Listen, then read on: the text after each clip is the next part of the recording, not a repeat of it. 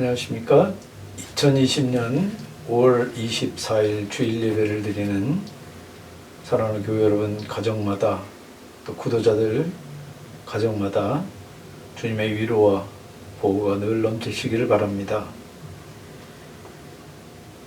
이번 주를 마지막으로 백종덕, 김계영 교우님, 또 지웅이, 또 이지연, 김은희 교우님 준서 가정이 이렇게 한국으로 귀국하십니다.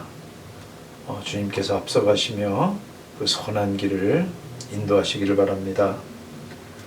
다음 주는 부장 K그룹장 회의가 있습니다. 안건은 수요일까지 보내주시고 금요일까지 제가 회의록을 부장 K그룹장님들께 이메일로 보내드리겠습니다.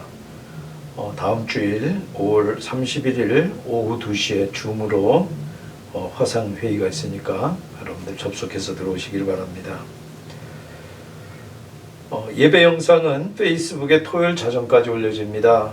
금요일까지 올려드린 주보를 미리 준비해서 가족 예배에 사용하시기 바랍니다. 현장 예배가 시작되면서부터는 설교 영상은 주일 오후 웹사이트를 통해서 또 페이스북을 통해서 올려드리도록 하겠습니다. 현장 예배가 시작되면은 코로나 바이러스 감염 위험이 해소될 때까지 각 K그룹별로 친교 대신 예배 30분 전까지 오셔서 예배당을 방역해 주시고, 또 그리고 발열 증세가 있거나 연로하신 분들은 가급적이면은 화상 예배로 그 이 감염 위험이 사라질 때까지는 해주시기를 바랍니다. 하나님 말씀은 사도행전 19장 8절부터 20절까지 말씀입니다. 세번역 성경으로 제가 읽습니다. 바울은 회당에 들어가서 석 달 동안 하나님 나라의 일을 강론하고 권면하면서 담대하게 말하였다. 그러나 몇몇 사람은 마음이 완고하게 되어서 믿으려 하지 않고 온 회중 앞에서 이 도를 비난하므로 바울은 그들을 떠나 제자들을 따로 데리고 나가서 날마다 두라두란로 학당에서 강론하였다. 이런 일을 이태 동안 하였다. 아시아에 사는 사람들은 유대 사람이나 그리스 사람이나 모두 주님의 말씀을 듣게 되었다. 하나님께서 바울의 손을 빌어서 비상한 기적들을 행하셨다. 심지어 사람들이 바울의 몸에 지니고 있는 손수건이나 두르고 있는 앞치마를 그에게서 가져다가 앓는 사람 위에 얹기만 해도 병이 물러가고 악한 귀신이 쫓겨나갔다. 그런데 귀신 축출가로 행세하며 또 따라다니는 몇몇 유대 사람들조차도 바울이 전하는 예수를 힘입어서 내가 너에게 명령한다 하고 말하면서 악기 들린 사람들에게 주 예수의 이름을 이용하여 귀신을 내쫓으려고 시도하였다. 스기야라는 유대인 제사장의 7 아들도 이런 일을 하였는데 귀신이 그들에게 나는 예수도 알고 바울도 알지만 당신은 도대체 누구요? 하고 말하였다. 그리고서 악기 들린 사람이 그들에게 달려들어 그들을 짓눌러 이기니 그들은 몸에 상처를 입고서 벗은 몸으로 그 집에서 도망하였다. 일이 에베소에 사는 모든 유대 사람과 그리스 사람에게 알려지니 그들은 모두 두려워하고 주 예수의 이름을 찬양하였다. 그리고 신도가 된 많은 사람이 와서 자기들이 한 일을 자백하고 공개하였다. 또 마술을 부리던 많은 사람이 그들이 책을 모아서 모든 사람 앞에서 불살랐다. 책값을 계산하여 보니 은돈 5만 잎에 맞먹었다. 이렇게 주님의 말씀이 능력있게 퍼져나가고 점점 힘을 떨쳤다. 기도하겠습니다. 성령 하나님, 지금도 살아계시며 우리 안에 역사하시고 우리 공동체 안에 역사하시고 그리고 역사를 주관하시는 예수 그리스도의 그 영으로 지금도 우리를 다스리시고 주장하시는 성령 하나님, 사랑하는 주의 백성들 심령마다 찾아오셔서 초대기에 하였던 주님의 그 일들이 지금 우리 가운데도 흥황하게 하나님의 그 능력으로 나타나게 하시며 하나님의 그 선포된 말씀이 우리들 가운데 깊이 뿌리 내리고 열매 맺도록 성령 하나님 친히 역사하여 주시옵소서. 감사하며 예수님의 이름으로 기도합니다. 아멘. 사도 바울이 2차 선교 때 잠시 들렀던 그 에베소를 3차 선교 때는 3년이나 머뭅니다. 세 차례 선교 가운데서 가장 오랜 기간입니다. 가장 많은 시간을 투자했다는 얘기는 가장 마음을 다하고 뜻을 다하고 정성을 기울였다는 얘기입니다. 바울이 에베소에서 뭐 합니까? 많은 일이 있지만은 또 많은 일이 기록되지만 다른 도시하고 다른 것이 있습니다. 바로 두란노 학당입니다. 가장 많은 시간을 두란노 학당에 투자합니다. 처음 섰던 유대인들의 그 회당에서 시작하는데 어떤 도시에는 한 주 만에 쫓겨나기도 했는데 거기에 비하면 석 달이니까 꽤 오래 견디고 참아준 겁니다. 근데 회당에서 복음을 거부하고 비난하는 유대인들이 바울을 공격하니까 회당을 떠납니다. 그리고 옮긴 데가 바로 두란노 학당입니다. 제자들을 따로 데리고 회당을 떠나서 두란노 학당으로 장소를 옮겨서 2년을 더 가르치는데 뭘 가르칩니까? 8절에 보면 하나님 나라를 가르칩니다. 부활한 주님이 부활하셔서 제자들을 가르친 것이 바로 하나님 나라입니다. 바로 예수 그리스도의 가르침을 가르친 겁니다. 그 후로도 얼마간 더 에베소에 머물기 때문에 대략 3년이라고 그러고 나중에 돌아가면서 에베소 장로들을 청해서 밀레투스에서 이야기한 걸 보면은 3년이 정확합니다.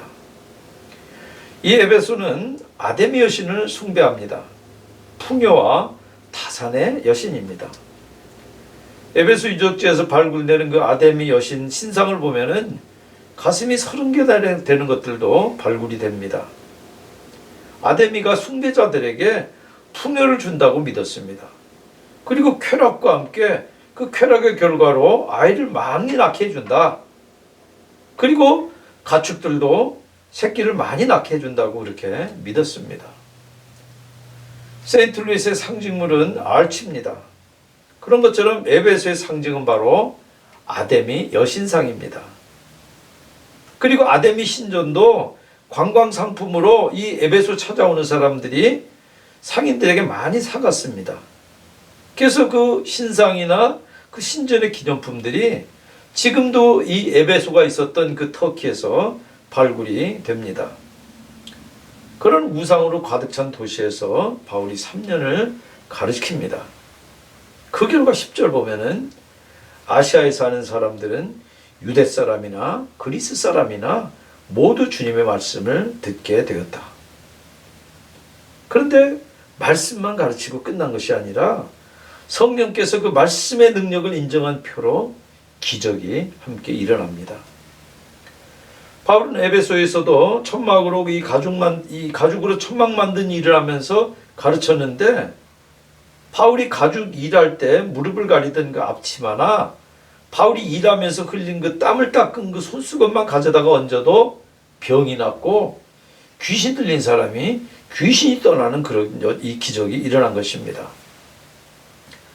그러니까 그 에베소에 있었던 이 귀신을 내쫓는 그런 사람들 엑소시스트라고 이야기합니다. 그 엑소시스트 행세를 하던 유대인들 가운데 바울의 이름을 팔아서 귀신을 내쫓는 자들도 나옵니다. 바울과 예수 이름이 귀신을 내쫓는 가장 강력한 주문이라고 유행이 된 겁니다. 그러니까 제사장 스게와의 7 아들들도 그 최신의 주문을 써서 귀신을 내쫓으려고 합니다. 근데 귀신이 귀신같이 알아봅니다. 나는 예수도 알고 바울도 알지만 당신은 도대체 누구요? 예수 그리스도나 바울의 가르침하고는 아무런 인격적인 관계도 없이 그 능력만 이용하려고 하는 것을 꿰뚫어보고 지금 도전한 것입니다. 그리고 귀신이 쫓아나가는 것이 아니라 그 귀신 들린 사람이 엑소시스트를 누르고 공격을 해서 상해를 하니까 혼비백산을 해서 벗은 채 달아납니다. 그런 일들이 지금 이 미신적인 이 에베소에서 일어나니까 에베소 사람들의 눈과 귀를 끄는데 효과를 봅니다. 많은 사람들이 겁이 나서 예수 이름을 찬양하고 믿는 사람들도 대충 믿었다가 자기들이 감추어졌던 그 죄들을 자백하는 회개운동이 그들 가운데 일어난 것입니다. 그리고 마술사들의 그 값비싼, 지금 우리가 책을 쉽게 쓰지만은 그 당시 책이라고 하는 것은 파피루스나 아니면 가죽을 펴서 만든 코덱이라고 해서 아주 비쌉니다. 그런 것들, 마술책을 책으로 가지고 있던 것들을 불태우는 그런 사회적인 개혁까지 일어납니다. 1907년에 평양 대붕운동 때 조선이 비슷한 경험을 했습니다. 성령은 능력으로 나타나서 죄를 정화하고 사회적인 개혁으로 종종 나타납니다. 뉴잉글랜드의 부흥운동도 그랬고 또 오스트레일리아의 부흥운동도 그랬고 그런 부흥운동에 그런 일들이 나타납니다. 그러나 한 가지 주의할 사실은 능력이나 정화가 성령은 아닙니다.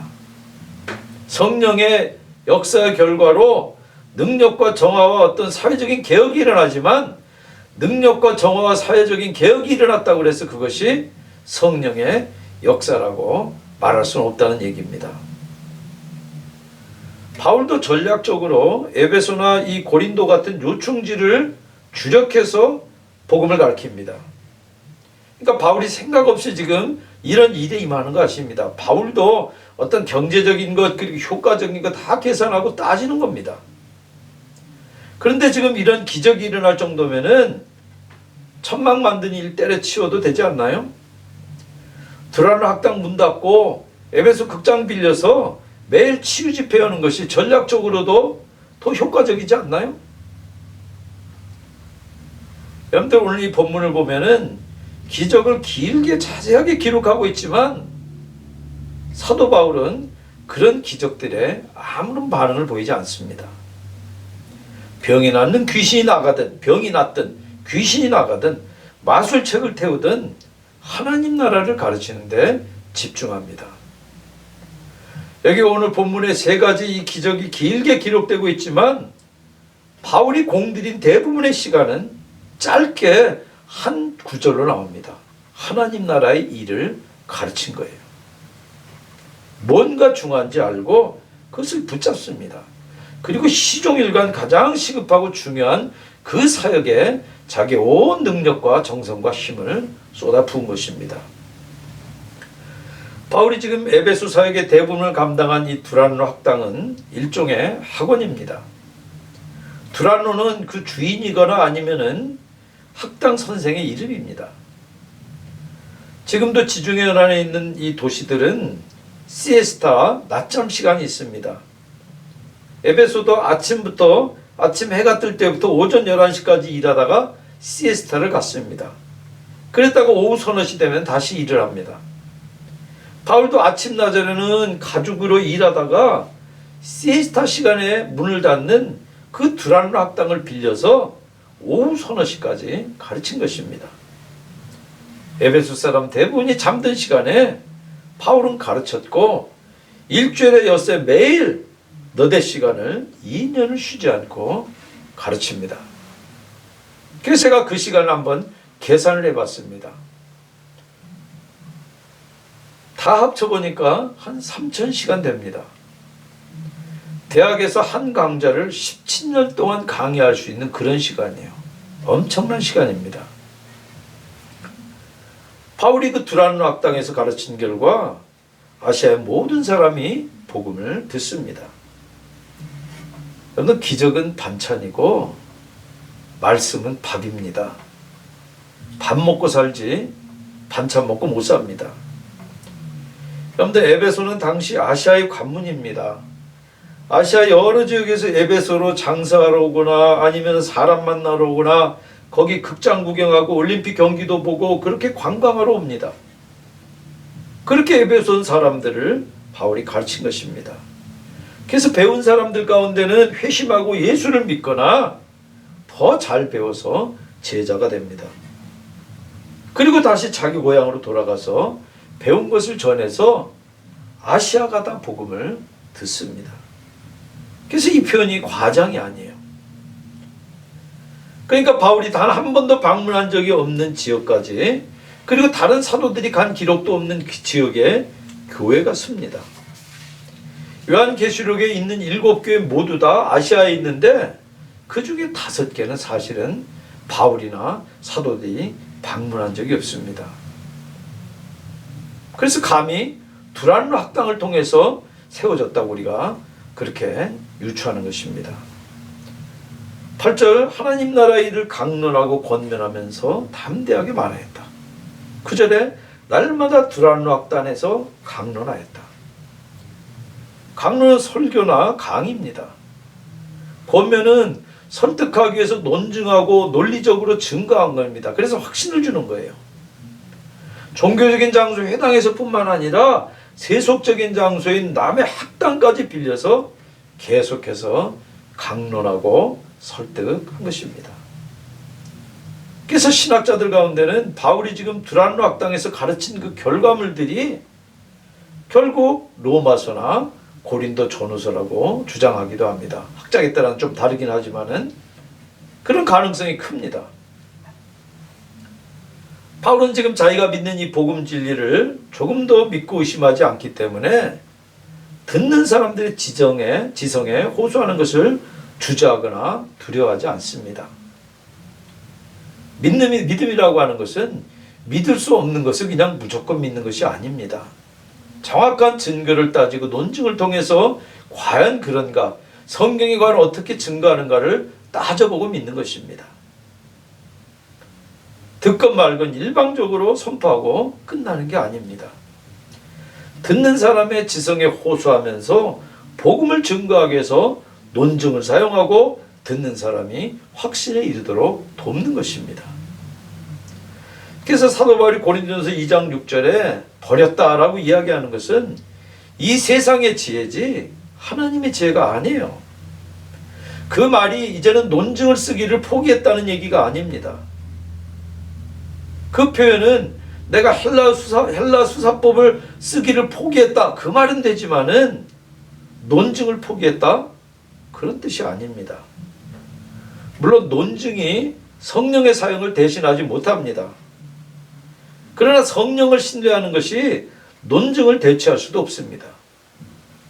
두 가지가 서로 대립되지도 않고 그렇다고 해서 서로 대체될 수도 없습니다. 성령은 진리의 영이에요. 성령이 사람들 마음에 증거에 귀를 수 있도록 그 죽은 영혼을 살려서 그 마음을 여실 때 증거에도 불구하고가 아니라 증거 때문에 믿게 되는 것입니다. 지금 에베소에서 바울이 종교적인 장소를 떠나서 세속적인 장소에 가서도 복음을 선포한 것을 큰 도전으로 봤습니다. 고린도에서도 회당에서 거부당하니까 디도 유수도 개인 집으로 장소를 선뜻 옮깁니다. 어떤 장소가 거룩해서 거기에 종교적인 일에 그냥 헌신되어 있는 것이 따로 있지 않아요. 우리가 예배드리는 시간도 주일날 오전 11시가 아닙니다. 꼭 그 시간이 아니라 사실은 우리들이 어떤 시간이든지 하나님 앞에 마음과 뜻과 정성을 다해서 그것을 하나님 앞에 헌신해서 드리면 그 시간과 그 장소가 하나님 앞에 성결케 되는 것입니다. 그리고 이 에베소 회당에서도 유대인들이 거부하니까 두란노 학당이라고 하는 세속적인 장소로 선뜻 옮깁니다.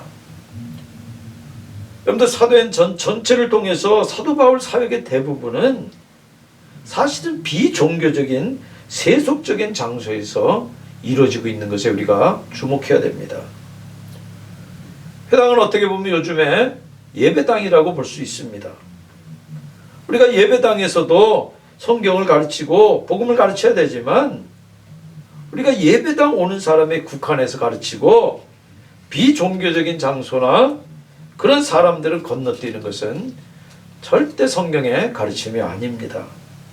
디도 유스도의 집에도 간 것처럼 우리가 집에도 가고 여기 지금 두란노 학당에 간 것처럼 캠퍼스에도 우리가 찾아가야 되는 것입니다. 저 사람은 교회 올 사람이 아니야.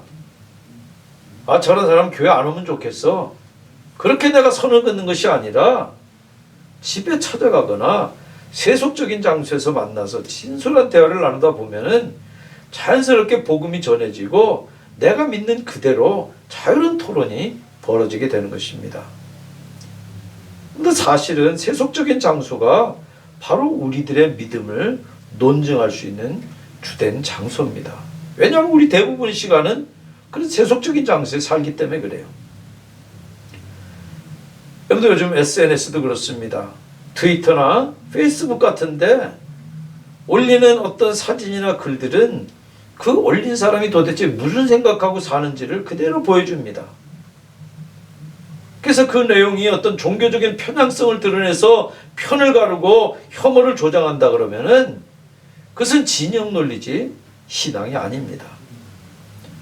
문제는 카멜레온처럼 자기가 크리스찬이라고 하는 정체도 감추고 주님 편에도 진리 편에도 서지 않는 거예요.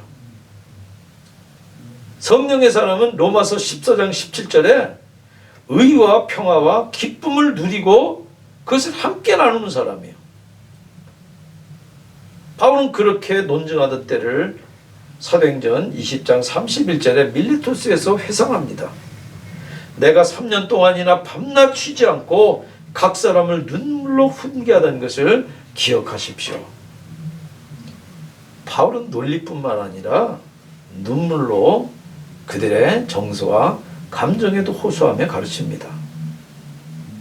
그냥 피상적으로 물리적인 접촉이 아니라 인격적으로 깊은 관계를 맺고 그들이 낙심할 때는 위로하고 격려하고 그들이 불순종하고 교만할 때는 챌린지하고 책망하면서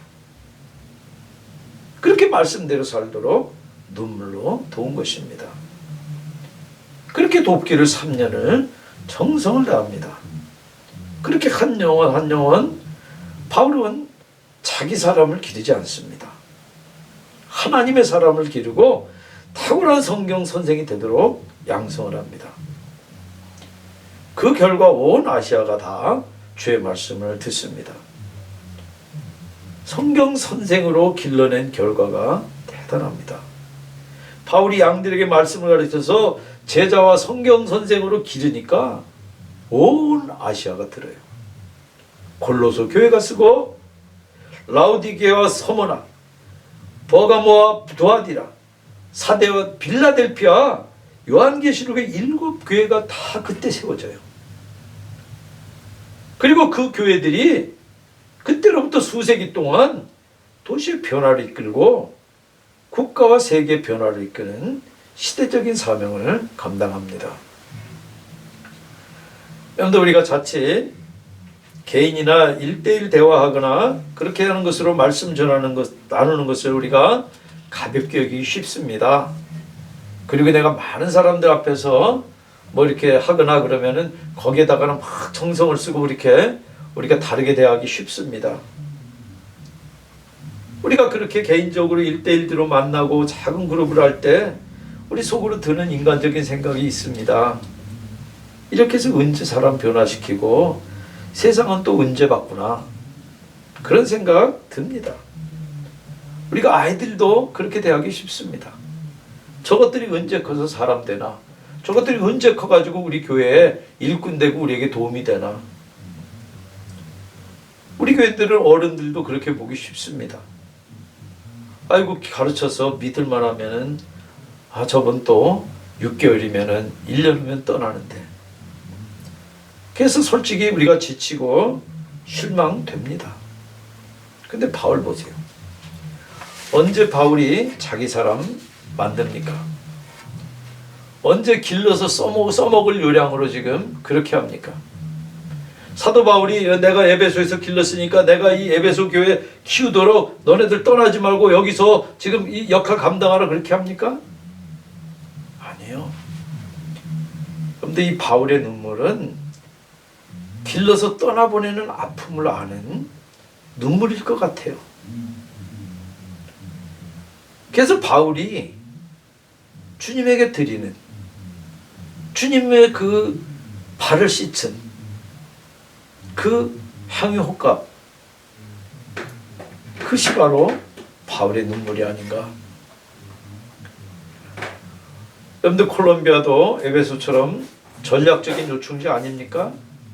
매 한국과 미국 여러 곳으로 보내지 않습니까? 여러분들 우리 교회, 우리 일꾼이 아니라 하나님 나라 백성, 하나님 나라 일꾼 우리가 생각하면은 떠난들 어떻습니까? 우리는 쇠해도, 우리 교회는 쭈그러들어도 하나님 나라는 흥하고 하나님의 교회는 날마다 창대하게 되면 안 됩니까? 그것이 바로 우리가 깰 작은 향의 옥합, 우리들이 눈물로 떠나보내는 교우들일 것입니다. 우리가 코로나 사태 이후로 어떤 상황이 올지 우리가 지켜봐야 되겠지만, 우리가 한 가지 분명한 사실은 주님이 세운 교회는 주님께서 이끄십니다. 우리는 주님께서 우리에게 맡겨주신 사명에 집중해서 바울이 에베소에서 감당한 것처럼 우리의 시대적 사명을 온전히 감당하십시다. 어떻게 감당합니까? 성령의 역사는 반찬 같은 기적도 일으키지만 무엇보다도 밥 같은 하나님 말씀을 먹여서 일으킵니다. 여러분들 건전한 부흥운동의 역사를 보면은 한 가지 공통점이 있습니다. 기적적인 능력도 나타나고 정결케 하는 회개도 나타나고 사회적인 개혁도 길게는 나타나지만 그 핵심에는 언제나 하나님 말씀이 있습니다. 성령은 예수의 영이에요. 말씀이 육신이 되신 주님처럼 성령은 말씀을 넘어서 역사하시는 것이 아니라 말씀을 가지고 지금도 역사하세요. 그것이 바로 사도 바울이 말씀을 가르치는 일에, 하나님 나라 말씀을 가르치는 일에 매진한 이유입니다. 그런 가르침을 통해서 성령의 역사가 일어납니다. 우리 사랑하는 주일학교 어린이들부터 여러분들 한 분 한 분이 주님의 제자로, 그리고 성경 선생으로 우리가 하나님 말씀으로 그렇게 양육되십시다. 그럴 때 성령께서 우리들이 배운 그 말씀을 가지고 역사하세요.